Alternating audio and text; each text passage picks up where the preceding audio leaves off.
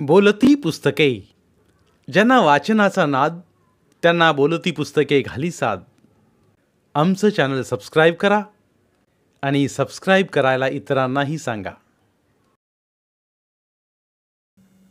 नमस्कार श्रोते मित्र हो, बोलती पुस्तके सादर करीत आहे लेखक वासुदेव पाटील लिखित कादंबरी ओघळ काजळ मायेचे भाग 5. मोहना टवकीत परतायला महिना होत नाही तोच तिच्या कानावर धक्कादायक बातमी आली. 6 एकर 6 शेत दत्ताजी सौंदनकरांना विकत घेत ताबा बसवल्याची. ऐन पावसाळ्यात उभ्या पिकावर व्यवहार राबत्यात सहसा होतच नाही, पण झालं होतं तसंच. ती आली त्या दिवसापासून पार्ट्या, पत्ते, धुळ्यात जाऊन क्लबमध्ये पत्ते खेळणे, नाशिक मुंबई जाणं, नुसती रेलचेल चालू होती. गावाहून आल्यावर मध्यंतरी तिनं एक दिवशी त्याबाबत सकाळी सकाळीच विषय छेडत अडवलंही होतं, पण संपतरावानं ओली बालतीन असूनही तिला मजबूत चोपलं. ती दिवसभर रडत बसली. घरात राहायचं तर मुकाट्यानं राहायचं आणि मुकाट्यानं गिळत पडायचं. नसत्या चौकशा टांग अडवणं बंद. मी काय करावं आणि काय करू नये असले फुकटचे सल्ले मला नको, समजलं? लाथा बुक्क्याने तोंड सुजल्यावर तिला विचारला शहाणपण सुचलं व तिनं ठरवलं की आजपासून याच्या भानगडीत पडायचं नाही. नेमका त्याचवेळी ढोलू साडूकडून आला असेल तो तिथं टपकला. याच्यासमोर प्रदर्शन नको म्हणून ती आटोपतं घेत पूरला उचलत रडतच घरात जात दिवसभर झोपून राहिली. संध्याकाळी लाईट गेली. सासूनं दिवा लावला. मोहना इच्छा नसतानाही उठली. तोंडावर पाणी मारत स्वयंपाकाला लागली. या कागदावर फुले आहेत, तिथं सही कर, शेतासाठी लागणार आहेत.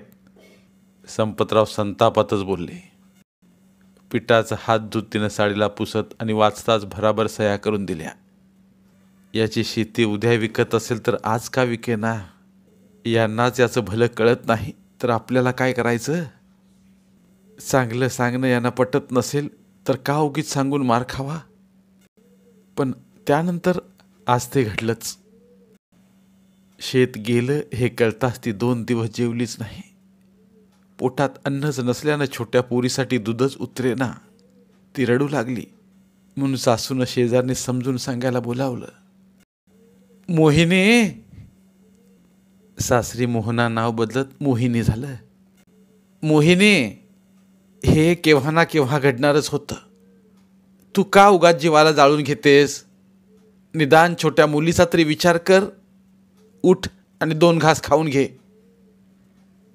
मोहिनी उठली. 2 घास जबरीनं घशात ढकलत पुरीला पाजत रडू लागली. शेजारणीनंच तिला जाता जाता विचारलं, मोहिनी, पण तुझं माहेरचं घर तू का विकलं ग? यांचं ऐकून अडीअडचणीला जायला राहू द्यायला हवं होतं. ताई, मी कशाला विकू? गज्जन काकाच द्यायचंय ते. मोहिनीनं तिला नकार दिला.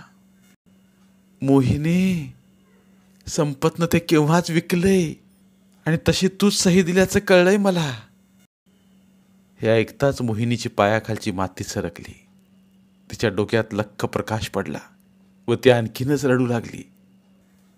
आपण चालणाऱ्या चैनीबाबत छेडलं तेव्हा आपणास मारलं त्याच दिवशी ढोल्या होता व रात्री शेताच्या कागदाच्या नावानं दिव्याच्या उजेडात सह्या घेतल्या व आपण ही सकाळच्या तमाशाने न वाचताच सह्या केल्या. म्हणजे गज्जन काकांना देणार होतो ते घरही गेलं. ती आक्रंदली. त्या रात्री शेजारी निघून गेल्यावरही तिला झोप लागलीच नाही. दुसऱ्या दिवशी संपतराव जेवताना ती रडून संतापानं विचारू लागली, माझ्या बाबाची अखेरची निशाणी विकून काय मिळालं तुम्हाला? निदान ते तर सोडायचं होतं. त्या गज्जन काकास मी शब्द दिला होता घर देण्याबाबत. मोहिनी, गेलं ते गेलं. माझ्या 12 एकरचा नंबर गेला तरी डोळ्यातून टिपूस नाही काढला मी. आणि तू एवढ्याशा खोपटाचं काय घेऊन बसलीस? आणि राहिलंही असतं तरी त्या घरात राहायला तुझा गज्जन काका कुठं राहिला? तो 15 दिवसापूर्वीच गेला. संपत अडकळत बरळला. गज्जन काका गेला? खोट खोट साप खोटं. तसं असतं तर मला राधाक्कांना कळवलंच असतं. मोना धक्क्यानं अविश्वासानं विचारू लागली. बरोबर, अगदी बरोबर. तुझ्या राधाक्कानं ढोलूला फोन करायला लावला होता. वाहलाही होता. पण असल्या कुत्र्याच्या मोतीनं मरणाऱ्यांसाठी आपल्यासारख्या खानदानी लोकांनी का म्हणून जायचं? म्हणून मीच तुला नाही सांगितलं. मोहिनी साडीचा बोळा तोंडाला लावत आकांत करू लागली. गज्जन काका गेला, व आपण गेलो नाही. ज्यानं आपल्या आईबाबास कोणतंही रक्ताचं नातं नसताना पाणी दिलं, सुतक धरलं, आणि त्यांच्या मरणाशी आपण जाऊ नये. यानं ती संतापली. अहो, काय मिळवलं तुम्ही हे एवढ्या दिवस झाकून? कुठं फेडाल ही पाप? माझी पाप नको मोजूस. आधी तुझ्या त्या काकाला काय गरज होती का भिकाड्या मास्तराची बदली झाली आणि हे न सहन झाल्यानं रेल्वेत उडी मारायची? हा, असले 56 मास्तर गावात जात येत राहतात. मग त्यांच्यासाठी काय जीव द्यावा का माणसानं? म्हणून नाही गेली तेच भलं, आणि जाऊही नको. आणि गेलीस तर माझ्या घरात पाय ठेवायचा नाही. आक्रोश, आक्रोश आणि ऊर फुटेस्तोवर आकांत. पुढचे 15 दिवस तिला काहीच सुधारलं नाही. दिवस जात होते, श्रुती मोठी होत होती, पण घरातली लक्ष्मी झरझर पावलांनी बाहेर जात होती. शेत विकून आलेली रक्कम, खाणं पिणं व पत्ते यात बर्बाद झाली. मोहिनीनं श्रुती मोठी होताच दुसऱ्याकडे शेतात कामात जायला सुरुवात करून दिली. तिला कामाची लहानपणापासूनच सवय असल्यानं घरापेक्षा तिला कामातच आनंद वाटे. सासूला ती कामास गेली की नातीला दिवसभर सांभाळणं जड जाई. पण घरात आता काहीच दिसत नसल्यानं ती मोहिनीच हो पण नाही व नाही पण नाही म्हणू शकत नव्हती. संपतरावास आता सारी जमीन विकली गेल्यावर विकण्यासारखं काहीच नसल्यानं दत्ता सौंदनकरानं पैशाचं नाव काढताच हाकलून लावलं. तो त्यास घोर अपमान वाटला. शेठ, या संपतनं तुम्हास 12 एकराचा नंबर दिलाय, विसरलात का? संप्या, 12 एकराचा नंबर तू फुकट माझ्या नावावर चढवला का? शेठ, संपतराव म्हणा, संपतराव म्हणा, तोंड सांभाळा. राव, अरे तुला लागेल तेव्हा रात्री अपरात्री पैसे पुरवलेत मी. फुकट नाही शेत घेतलं मी. आणि संपतराव म्हणा, राव तेच असतात जे स्वतःचं रक्त शिंपून मनगटाच्या ताकदीनं साम्राज्य उभारतात. तुला संसार उभा करता आला नाही, बापाची इस्टेट मुताऱ्यात घालवलीस. आणि संपतराव म्हणा, संपतराव. चल चल, उतर पायरी. काही असल विकायला तरच यायचं. दत्ता सौंदनकरानं संपतला लायकी दाखवत हाकललं. त्या दिवसापासून मग घरातील तांब्या पितळीची एक एक भांडी रात्रीच्या अंधारात कमी होऊ लागली व त्यावर मग 2-3 दिवस संपतरावाची गुजराण होऊ लागली. संसार तर मोहिनी मजुरी करत चालवू लागली. अशातच मित्रांसोबत गाडी घेऊन क्लबमध्ये पत्ते खेळताना आधीच्या सवयीप्रमाणे ब्लाइंडमध्ये मोठी चाल करता खाली झाला. शेवट उठून चालायला लागला. खाली मान. संपत बस का? हा, असं मधूनच पाठ दाखवत जा ना. आधीचा पीळ गेलाच नव्हता. सुंभ जळाला तरी मित्रांनी त्यात भर घातली. बाहेर उभ्या गाडीचा सौदा झाला आणि अर्ध्या तासात खालमाननं किल्ली देत संपतराव बस स्टँडवर रात्रभर पडत राज्य परिवहनाच्या बसनं सकाळी टवकीत परतला. 2 दिवस घरातून निघालाच नाही. दिवस जातच होते. जाणाऱ्या दिवसाबरोबर संपतरावाची राहणी बदलत होती. पण जुन्या सवयी मात्र कशीही तडजोड करत टिकवण्यासाठी तो धडपड करीत होता. पैसे होते, खायला प्यायला मिळत होतं तेव्हा सकाळीच 8-10 मित्र येऊन संपतरावांना उठवत होते. संपतराव दात घासत, आंघोळ करत, तोपर्यंत टुगी लावून लाळ गाळत बसून राहत. मात्र संपतनं आता बोलवायला पाठवलं तरी येईनात. मग संपतच त्यांच्या घरी जाऊ लागला. तर काही दिवसांनी तेही याला टाळू लागले. संपत त्यांच्याकडून 50-100 मागू लागला, तर काहीही कारणं सांगत त्याच्या तोंडाला पाणी पुसू लागले. त्यांच्या जागी तेही बरोबरच होते. प्रत्येक गावात असली बेरकी 8-10 खोंडा असतातच. त्यांचं काम ज्याची चलती त्याच्याजवळ फिरावं, खुशामत करावी व त्याच्या जीवावर मजा करावी. तो खाली झाला की त्याला डच्चू द्यावा व त्या प्रसंगी त्यालाच राबून घ्यावं आणि मग दुसरं गबर गिराईक पकडावं. आता संपत्त्या संक्रमण स्थितीतून जात होता. त्याला 2 आघाड्यावर लढावं लागत होतं. एक म्हणजे स्वाभिमानास ठेच व दुसरं आपली व्यसनं भागवणं. गावात सटाण्याकडचा संग्राम म्हणून एका व्यापाऱ्यानं टवकीत दुकान टाकलं. 2-3 माणसं ठेवत तो तगडा तरुण मस्त व्यवसाय करू लागला. पैसा आधीच खोऱ्यानं होता व खोऱ्यानं कमवूही लागला. मग रात्री मस्त पार्ट्या, पत्ते रंगू लागले. बियर व्हिस्कीच्या बाटल्या फुटू लागल्या. त्याचं वैशिष्ट्य होतं, दिवसभर धंदा म्हणजे धंदाच सांभाळायचा, इतर सारं बंद. मग रात्री ऐश. संपतरावामागं फिरणारी टाळकी हल्ली याच्या मागत फिरू लागली. दिवसा याच्या दुकानात किरकोळ मदत करायची आणि मग रात्री याच्याकडून खायचं प्यायचं. मित्रांसोबत संपत्ती त्याच्याकडे जायला लागला. मोहिनी आपलं दिवसभर मजुरी करत राबत होती. सासू मताही घरातील चैन गेल्यानं व वयानं थकली होती. तिचा स्वभाव त्यामुळे आपोआप नरम झाला होता. श्रुती 2 वर्षांची झाली. मोहिनी तरी परोपरीनं संपतरावास वेळ व मूड पाहून समजावतच होती. कारण आपण मजूरला गेलो की घरी पिद्दड येऊन मटण मच्छी करतात हे तिला समजलं होतं. तिला या साऱ्यांची चीड वाटे.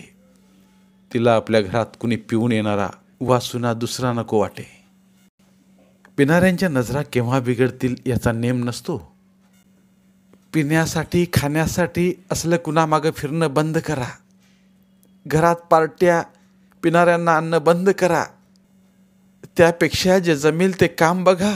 हवं तर गाडी येते तर ड्रायव्हर की करा. ती वारंवार विनवे. संग्राम सेठ दुकानाबाहेर उभा होता. मजूर बाया शेतात जात होत्या. संग्रामच्या नजरेत एक भेदक नजर तरळली. त्या दिवसापासून तो मजुराच्या जाण्या येण्याच्या वेळा सांभाळत दुकानाबाहेर थांबू लागला. 4-5 दिवस तोच खेळ. गणा, काय शेठ? दुकानावर येऊन बसला संपतरावाच्या टोळक्यातला गणा विचारता झाला. समोर बघ. त्यात काय बघायचं, मजूरला जाणाऱ्या बाया आहेत त्या. लेका, उगाच पुढ्या नको गुंडू. ते मलाही समजतं. फक्त मध्ये चालणारी ती कोण? गणानं पुन्हा जवळ येणाऱ्या घोळक्याकडे पाहिलं. ती का? ती आपली मोहिनी वहिनी, संपतची कारभारीन. का, काय झालं? असं होय, संपतरावाची मालकीन का? काय नाही, सहज आपलं माहीत असावं म्हणून विचारतोय. त्या दिवसापासून संग्रामला लळाच लागला. मोहिनी घरापासून गाव निघेपर्यंत आपली खाली मान घालत निघून जाई. तिला कोण काय करतंय वा काय पाहतंय याची खबरबात नव्हती. संपतरावानं मोहिनीच्या सांगण्यावरून ड्रायव्हर लाईनीत पडायचं ठरवलं. पण गाडी घेऊन ड्रायव्हर ठेवत धंदा करायचं ठरवलं तरी प्रश्न पैशाचा होताच. दत्ता सौंदनकर आपणास उभं करणार नाही हे त्याला ठाऊक होतं. संग्राम शेठ त्याला नजरेसमोर दिसू लागला. पण अजून पुरती ओळख नाही, मग विचारायचं कसं? काही दिवस थांबून आधी ओळख तर करू, मग पाहू, असं ठरवत त्यानं संग्रामकडे बैठक वाढवली. गणा, आज दुपारीच मस्त काहीतरी बनवा रे. संग्राम म्हणताच गणासह सारेच उडाले. कारण संग्राम शेठ दिवसा धंदा म्हणजे धंदाच करतात. मग आज स्वतःहून पार्टीचं कसं काय सांगतायत?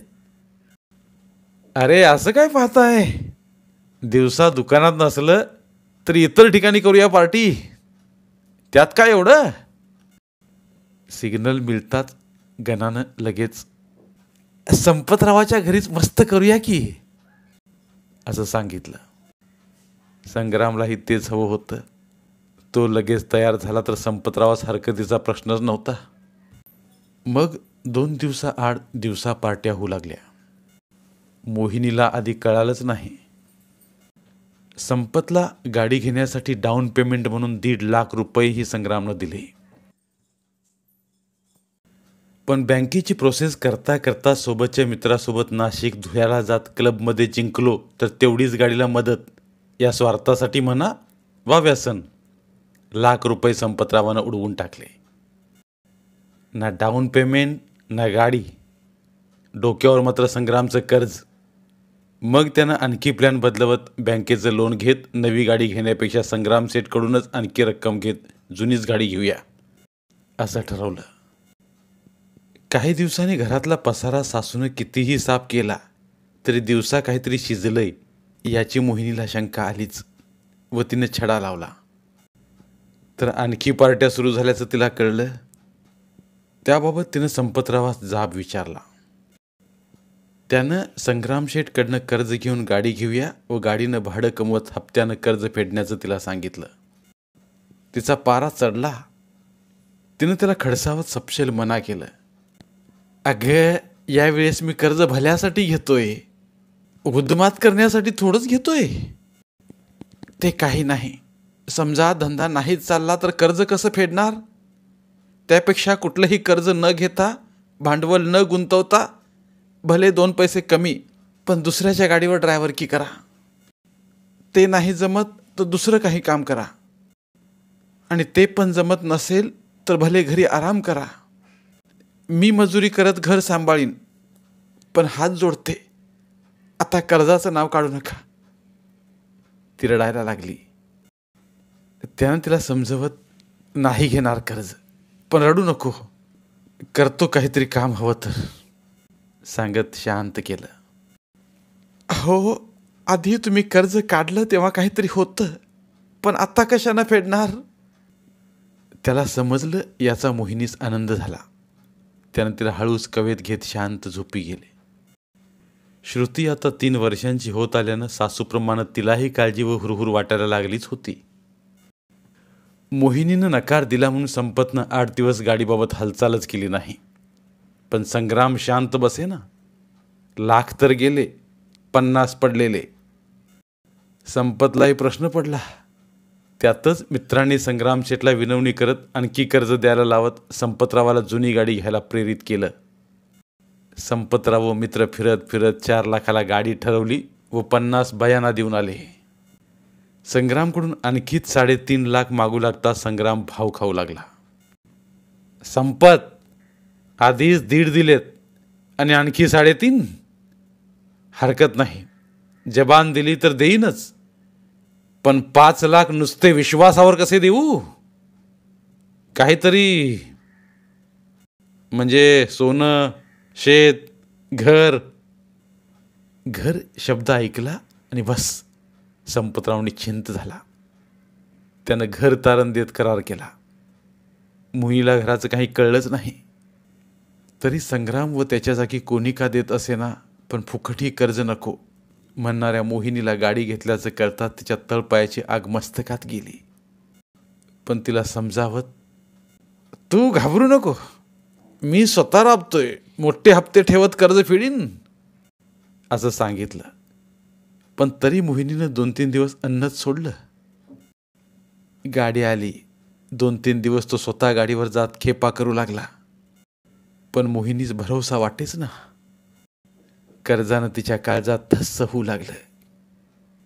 गाडीला 8-10 दिवस होताच एक दिवस संग्रामनं संपतरावांना बोलावलं. काय संपत, गाडीचा मालक झाला, पैसे कमवतोय तर आम्हाला विसरलास? नाही शेठ, कसा विसरेन तुम्हास? मग गाडीची काही पार्टी वगैरे होऊ द्या. पार्टी तुम्ही सांगाल तेव्हा, त्यात काय एवढं? मग ठरवा. आणि हो, पार्टी तुझ्या घरीच ठेव. चालेल, पण घरीपेक्षा बाहेर ठेवू ना. संपतरावास मोहिनी आठवली व ते काकू करू लागले. जाऊ द्या मग, नको. बाहेर काय, आम्ही दररोज खातोच एरवी. नाही शेठ, तसं नाही, करतो. करतो, घरीच व्यवस्था करतो. संपतराव तयार झाला. घरी येत त्या रात्री मोहिनीच त्यानं उद्या पार्टीचं सांगताच ती तापलीच. तिनं सपशेल तिकडं कुठंही करा, पण मी घरी करूच देणार नाही असं सांगितलं. तो काकुळतीला येत फक्त या वेळेसच, शेवटचीच पार्टी, मग मी कधीच सांगणार नाही हवं तर, कारण संग्राम शेटनं मदत केली आहे म्हणून. करायची तर दिवसा मी कामावर गेले की करा हवी तर. मोहिनीनं तोडगा काढला. पण दिवसा विनाकारण गाडी उभी राहील ग, धंदा बुडल. संपतराव असं म्हणताच तिनं त्रागा करतच कशीबशी संमती दिली. दुसऱ्या दिवशी संपतरावानं मटण व दारू आणली. कामावरून येताच मोहिनीनं भाकऱ्या थापल्या. 8-9 वाजता गणा, संग्राम शेठ व आणखी 3-4 जण आले. अंगणात पिणं सुरू झालं. गप्पा मारत चिवड्यासोबत ग्लास खाली होऊ लागले. मटण शिजता संपतनं गणास घरात पाठवत पीस चकण्यास आणले. मोहिनीनं स्वयंपाक आवरला, ताटं वाढायला घेतली. सासू मथा नातीस मागच्या दारी झोपवत होती. चुलीत मोठं लाकूड फोडायला वेळच नसल्यानं तसंच घातलं होतं. ते ढणढणत होतं. भाजी मस्त गदक फोडत होती. दारू साऱ्यांना चढली पाहता संग्राम हळूच संपतला विचारू लागला. संपत, कर्ज देताना घर तारण घेतलंय मी, पण घर पाहिलंच नाही मी. संपतरावास वाटलं खरंच एकाद दुसरा राहिला असता तर आधी 4 वेळा येऊन घर पाहिलं असतं. खरं आहे संपतराव, शेठ किती मोठ्या मनाचा, राजा माणूस हा, मित्रावर फुल विश्वास. मी कुठं नाही म्हणतोय. संपत तसं नाही, विश्वास आहे, पण आलोच आहे तर घर तरी दाखव मला. संग्राम अंधारात ओटावर जीभ फिरवू लागला. संपतला वाटला आपण मध्ये गेलो व संग्रामनं काही घराबाबत विषय काढला तर मोहिनीस घर तारण ठेवल्याचं कळेल. मग घोळच. तरी त्यानं पाहून या म्हणत आपण न जाता संग्रामलाच होकार दिला. संग्राम घरात निघाला. मोहिनी ताटात भाकऱ्या मोडून ठेवत कांदे, मीठ, लिंबूच लावत होती. भाजी ढणढण त्या चुलीवर रटरट आवाज करत शिजत होती. संग्राम स्वयंपाकघरात घुसला. बाहेर सारी ग्लास रिचवत बरळत होती.